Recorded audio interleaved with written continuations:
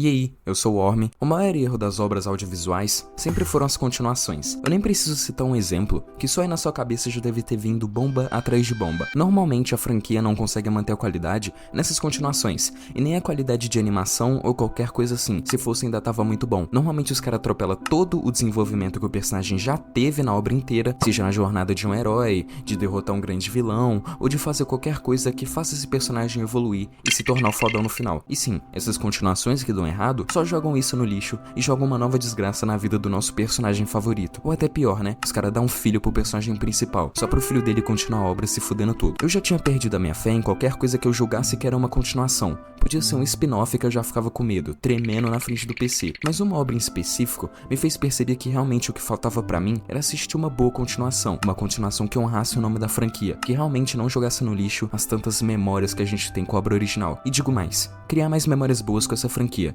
Sim, eu tô falando de Steven Universo Futuro. Steven Universo Futuro é o exemplo perfeito de como uma continuação deve ser. Curta, simples e muito boa. Em 20 episódios, essa continuação consegue ser melhor que qualquer outra que eu já tenha visto. Justamente porque ela não tenta ser uma mina de ouro pros engravatados que só querem encher o rabo de dinheiro. Ele realmente se propõe a ser uma continuação, uma extensão da essência e de tudo que fez parte da obra original, no caso de Steven Universo. Como o próprio nome diz, Steven Universo Futuro é o futuro de Steven Universo, sendo que no último episódio da série original foram deixados muitos pontos em aberto. Depois do Steven acabar com a guerra intergaláctica e salvar todo mundo, fica a dúvida, o que aconteceria depois disso na vida dele, já que ele ainda era uma criança, né? Ele tem muita coisa pra viver. Então chega o futuro dele com 18 anos, mostrando realmente o que ele fez nesse tempo e o que ele ainda vai fazer, sendo que o futuro ainda não é definitivo e mais tarde vocês vão entender isso. O Steven, por exemplo, faz uma escola de Gems na Terra, onde eles podem aprender a viver em sociedade e principalmente serem livres, pra fazer o que eles quiserem, né? Diferente do planeta natal, que tudo era de acordo com a função que ela nasceu pra fazer. O Lars, que tava no espaço, volta pra Beat City, definitivamente, né? De fato, e faz uma confeitaria, sendo que essa parte dele sempre foi guardada, né? Essa personalidade dele de cozinhar. Ele nunca mostrou pra ninguém esse lado dele de saber cozinhar, de fazer esses doces aí cabuloso dele, por medo de ser zoado e outras coisas que dava pra perceber desde o começo do próprio personagem do Lars. A Sage e os outros formam definitivamente a banda, e agora estão em ascensão fazendo shows e tudo mais, com o próprio Greg ajudando eles, né? Que é o pai do Steven, e muitas mais coisas que mudaram em Beat City. Mas por que eu tô falando tudo isso? Justamente pra te mostrar um negócio óbvio, ou pelo menos devia ser óbvio, né? De uma boa continuação, a expansão de universo inteligente. Quando eu digo expansão de universo, eu tô falando a mesma merda de colocar algo novo na obra. É literalmente isso. É a mesma coisa de você falar, ah, naquele universo eu vou colocar um novo vilão, mas de uma forma inteligente, tá ligado? De uma forma boa. Então, Steven Universo termina de um jeito. A autora coloca uma coisa nova no futuro justamente por ter passado uns anos. Isso é uma expansão que faz sentido. Passaram anos e, literalmente, como se fosse uma cidade viva, a cidade vai mudar nesses anos. Mas não é só isso que faz sentido. Faz sentido todo o conjunto das mudanças de Beat City com a obra original. O Lars abrir uma confeitaria sempre fez sentido na obra. Ele sempre mostrou que gostava de cozinhar pros outros. E depois que ele se descobriu mesmo no espaço definitivamente com as coloridas, ele se abriu pra esse lado dele, igual eu falei. A escola de James não apareceu lá em Beat City do nada, por exemplo, também. Teve todo um desenvolvimento desde a série original, que se você assistiu, você sabe que todas as Crystal Gems mostraram interesse em ensinar outras Gems o conhecimento que elas absorveram ao longo do tempo, porque elas mesmas, elas não sabiam desde sempre as coisas, né? Elas foram aprendendo as coisas da Terra. O próprio Steven sempre mostrou gostar muito de aprender, nos moldes comuns de uma escola mesmo, sendo a experiência de você estar em uma escola, justamente porque ele nunca foi pra uma. E como faz parte do personagem dele ajudar as pessoas, ele foi lá e quis fazer escola, junto com essa situação dele nunca ter ido pra uma, e com a Connie chegando na vida dela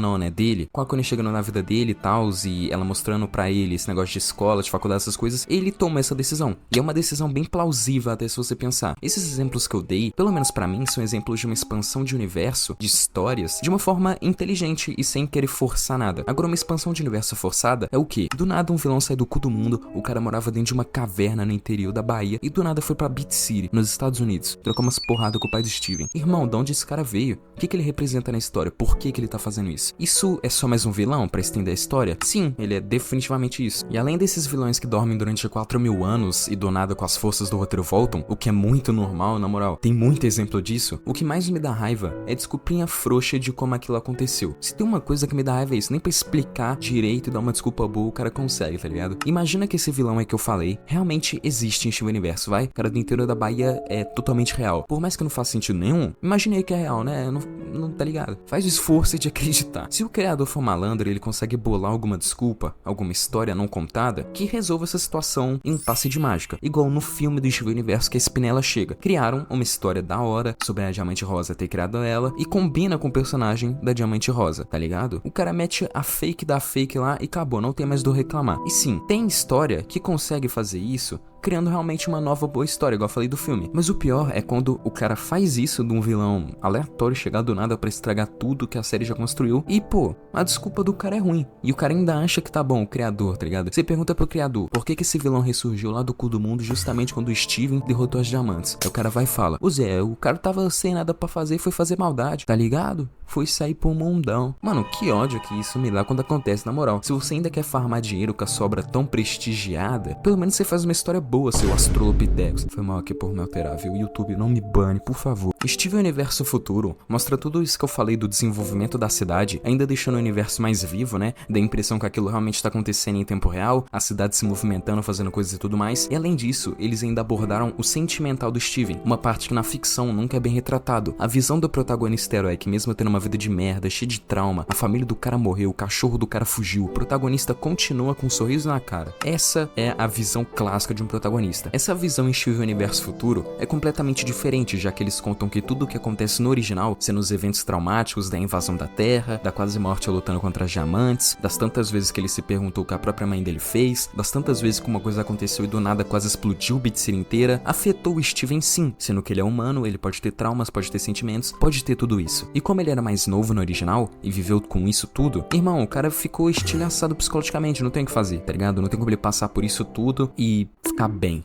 Ele não sabia mais o que era certo e o que era errado depois disso tudo. Pra ele, tudo que acontecia era um problema de vida ou morte. Ele quase matou o pai dele em um acidente de carro depois de surtar no Steven Universo Futuro. Irmão, olha o quanto que isso é foda. Essa situação é foda, mas principalmente, olha o quanto isso é foda no roteiro, tá ligado? Olha o quanto isso enriquece a obra. É definitivamente uma continuação interessante, lidar com os sentimentos dele. Ele lidando com os problemas do passado, os problemas psicológicos. Como hoje em dia, ele se considera um monstro por coisas que ele nem fez no passado, tá ligado? Ele se culpa por coisas que ou a Rose fez, tá ligado? Que a mãe dele, ou o que aconteceu não por causa dele, mas por causa das diamantes, ele se culpa por tudo isso. E olha como isso torna tudo mais humano, tudo mais palpável, tá ligado? Da gente poder acreditar e ter uma relação mesmo com protagonistas. Isso faz a gente talvez se identificar com ele, torna mais humano. E tudo que é mais humano a gente se identifica mais, tá ligado? Isso tudo é muito massa. Faz a continuação ser interessante. E além disso tudo, tem mais uma coisa ainda. Ó, falei um monte de coisa boa, ainda tem mais coisa, rapaz. Essa continuação é sinistra, cabulosérrima. Igual eu disse, o futuro ainda é incerto, ele não é definitivo, lembra que eu falei? E a Rebecca Sugar, né, a criadora de Steven Universo, mostra isso com o final de Steven Universo Futuro, que ele decide depois de surtar definitivamente virar um monstrão e tal, que ele quer seguir com a vida dele, ele decide isso. Igual ele sempre invejou na Connie, sendo que ela seguiu a vida dela, foi pra faculdade, ela sempre teve esse arco dela de querer fazer medicina, essas coisas. E ele parado naquele fim de mundo lá, que era Beat City, que é o interiorzão dos Estados Unidos, ele decide que ele quer ir embora sozinho e dirigir pra todos os estados do país. Aí é uma choradeira porque ele vai embora, tem a cena linda das Janes falando que elas sempre vão participar da vida dele, já que a Garnet vê no futuro isso. E irmão, isso que é uma continuação, olha como isso é foda. Essa continuação, além de fechar os pontos da série original mostrando tudo depois do final, ela ainda abre pra novas possibilidades de um spin-off, ou de um Steven futuro, ou possivelmente o final definitivo da franquia Steven Universo mesmo. Sendo que esse final do futuro é infinitamente mais fechado que o do original. O do original deixa muita curiosidade ainda. Ele nesse episódio final, ele resolve tudo, então tipo assim, não fica nada aberto. Ele dá presente pras Janes, conversa com todas das principais, tipo a Bismuth, a Lapis, a Peridot, essas coisas, e ele fecha todas as possíveis possibilidades que eram possíveis naquele universo, tá me entendendo? Dentro de Beat City. O final acaba bem fechado mesmo, mas fechado daquele jeito que ainda poderia ter um spin-offzinho, tá ligado? Sei lá, da Spinella, alguma coisa assim. E por hoje, é isso. Steven Universo Futuro é muito bom, eu não tenho muito mais o que falar sobre isso, sobre continuações, né? Acho que eu vou fazer vídeos futuramente mais sobre Steven Universo Futuro, ou Steven Universo mesmo original. Se você gostou, dá um like, se inscreve e tamo junto. Até o próximo vídeo.